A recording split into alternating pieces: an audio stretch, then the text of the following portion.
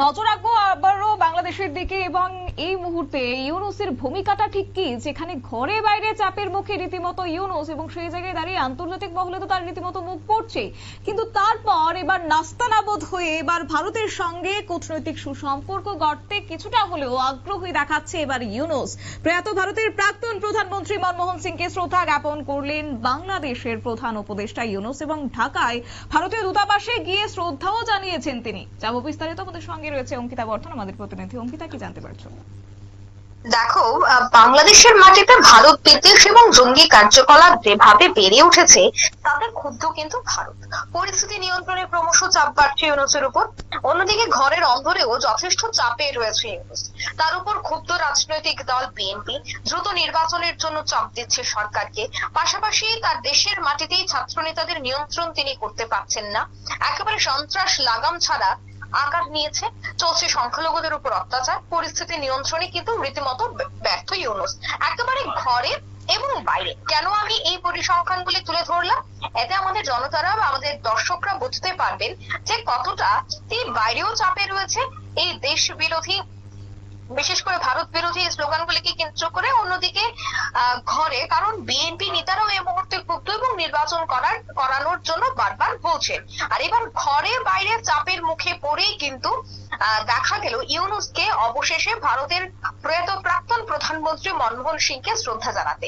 দেখো, প্রয়াত প্রাক্তন প্রধানমন্ত্রীর মনমোহন সিং তার প্রয়াণের পরপরই আমরা দেখেছি যে গোটা দেশ এবং বিদেশে এক প্রকার বিভিন্ন জায়গা থেকে কিন্তু দেখা গেছে যে এই মনমোহন সিং এর মৃত্যুকে কেন্দ্র করে অনেকেই অনেক বার্তা দিয়েছেন, কিন্তু দেখা গেছে সব থেকে দেরিতে প্রয়াত ভারতের প্রাক্তন প্রধানমন্ত্রী মনমোহন সিংকে শ্রদ্ধা জানিয়েছেন বাংলাদেশের প্রধান উপদেষ্টা মনমোহন সিং। দেখো, তিনি অচিরেই বুঝতে পেরেছিলেন যে জায়গায় আমেরিকা থেকে শুরু করে লন্ডন, প্যারিস, এমনকি বিভিন্ন জায়গায় এবং পাকিস্তান পর্যন্ত শ্রদ্ধা জ্ঞাপন করেছেন, শ্রদ্ধা জানিয়েছেন শেষবারের জন্য কোনো এক বার্তার মধ্য দিয়ে বা কোনো এক ছবির মধ্য দিয়ে। সেই জায়গায় ইউনূস যে শ্রদ্ধা জানাননি সে বিষয়টা কিন্তু তিনি সমালোচনার মুখে পড়বেন। তাই হয়তোবা তিনি চাপে পড়ে এই অবশেষে শ্রদ্ধা জ্ঞাপন করলেন। দেখা গেছে আজ ঢাকার ভারতীয় দূতাবাসে গিয়ে তিনি শ্রদ্ধা জানিয়েছেন। দূতাবাসে ভারতীয় রাষ্ট্রদূত প্রণয় কুমার বর্মার সঙ্গেও তিনি বৈঠক করেন। অনুমান করা হচ্ছে যে ভারতের আস্থা বার্তার পর ঘরে বাইরে এক প্রকার চাপের মুখে পড়িয়ে অবশেষে ভারতের সঙ্গে কূটনৈতিক যে সম্পর্ক তা গড়তে এই মুহূর্তে আগ্রহী হয়েছে ইউনূস, আর যার জেরেই এই পদক্ষেপ। দেখো, আমরা এখনো পর্যন্ত জানতে পেরেছি যে সকাল প্রায় 11টা নাগাদ ঢাকায় তিনি ভারতীয় দূতাবাসে যান এবং সেখানে উপস্থিত ইউনূস মনমোহন সিং এর ছবিতে পুষ্পস্তবক অর্পণ করেন এবং সেখানে সহানুভূতির পুস্তিকার বার্তাও দেন তিনি।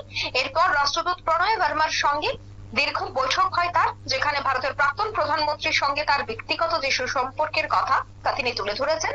মনমোহন সিংকে নিজের যে দীর্ঘদিনের বন্ধু তা তিনি দাবি করলেন। এছাড়া বন্ধু স্মৃতিচারণ করতে গিয়ে বলেন যে তিনি অত্যন্ত সাদামাটা মানুষ ছিলেন, অত্যন্ত জ্ঞানী ব্যক্তি। একই সঙ্গে তিনি জানাচ্ছেন যে ভারতের অর্থনৈতিক বিশ্ব মঞ্চে নজর কাড়া জায়গা তুলে ধরার পেছনে একটা বিরাট অবদান রয়েছে মনমোহন সিং এর, এই কথাই কিন্তু তিনি বললেন। তবে দেখো, ভারতের দূতাবাসে ইউনূসের যে এই সফরের পেছনে একটা বড় কূটনৈতিক উদ্দেশ্য রয়েছে বলেই কিন্তু মনে করা হচ্ছে। কি সেই কূটনৈতিক উদ্দেশ্য? রাজনৈতিক বিশ্লেষকের মূলত দাবি হচ্ছে যে বর্তমানে ঘরে বাইরে যথেষ্ট চাপে রয়েছে ইউনূস, যার জন্যই তার এই কূটনৈতিক হঠাৎই চাল।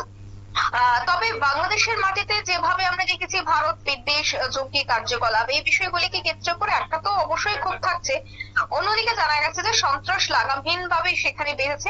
গুরুতর এই পরিস্থিতিতে ভারতের সঙ্গে সম্পর্কে চির যে ধরলে বিপদে পড়তে পারে সে কথাটা কিন্তু অচিরেই বুঝতে পারছে ইউনূস। তাই অনুমান করা হচ্ছে যে এই অবস্থায় বিদ্বেষ দূরে সরিয়ে পুরনো যে বন্ধুত্বের হাত তা ইতিমধ্যেই ধরতে চাইছে বা ধরার চেষ্টা করছে ইউনূস, যার জেরে দূতাবাসে গিয়ে আছে দেখা গেছে মনমোহন সিংকে তিনি শ্রদ্ধা জানিয়েছেন। পাশাপাশি দুই দেশের যে কূটনৈতিক সম্পর্ক তা উন্নতিতে রাষ্ট্রদূতের সঙ্গেও বৈঠক সেরেছেন ইউনূস এবং সেই বৈঠকে গুরুত্বপূর্ণ একাধিক বিষয় নিয়ে আলোচনা হয়েছে। বিশেষ করে দু দেশের সম্পর্ক, বাণিজ্যিক হোক বা অন্যান্য চুক্তির ক্ষেত্রে সমস্তটা বিষয় নিয়ে মূলত আজকের এই বৈঠকে আলোচনা হয়েছে, যেখানে রাষ্ট্রদূতের সাথে এই বৈঠকটাকে খুবই তাৎপর্যপূর্ণ বলে মনে করা হচ্ছে, কারণ দেখো যেভাবে ভারত বিরোধী স্লোগান উঠছে বাংলাদেশে, অন্যদিকে ভারতের সাথে বাংলাদেশের যেভাবে সম্পর্কে একটা টানটান পরিস্থিতি রয়েছে, সেক্ষেত্রে রাষ্ট্রদূতের সাথে এই যে বৈঠক, সেই বৈঠকে একাধিক বিষয় উঠে আসবে এবং গুরুত্বপূর্ণ বেশ কয়েক বিষয়ের উপর আলোচনাও করা হবে।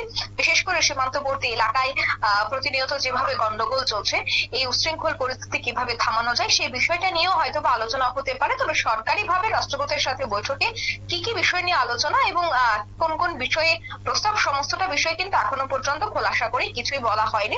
রাষ্ট্রদূতের সাংবাদিক সম্মেলনের দিকে আমাদের নজর থাকবে, তিনি কি বলছেন বা এই বৈঠকে মূলত কি আলোচনা হয়েছে, সমস্তটা বিষয় কিন্তু আমরা আমাদের পরবর্তীতে আমাদের দর্শকদের সামনে তুলে ধরতে পারবো। শতাব্দী, ধন্যবাদ। আমাদের প্রতিনিধি বিস্তারিত বিষয় তুলে ধরেছে, অর্থাৎ ঢাকা ভারতীয় দূতাবাসে গিয়ে শ্রদ্ধা জানিয়েছেন প্রয়াত প্রাক্তন প্রধানমন্ত্রী মনমোহন সিংকে, এবং সেই জায়গায় দাঁড়িয়ে এবার এই মুহূর্তে মনে করা হচ্ছে যে ইউনূস ভারত বিদ্বেষের ডাক দিলেও এবার কিছুটা হলেও সুর নরম করা দরকার, তা হলফ করেও তিনি বুঝতে পারছেন, এবং সেই জায়গায় দাঁড়িয়ে আজকে রাষ্ট্রদূতের সঙ্গে বৈঠক করেছেন এবং একই সঙ্গে তিনি শ্রদ্ধা জ্ঞাপন করেছেন ভারতের প্রাক্তন প্রয়াত প্রধানমন্ত্রীর উদ্দেশ্যে। নিয়ে নিচ্ছে ছোট্ট একটি বিজ্ঞাপন বিরতির, সঙ্গে থাকুন।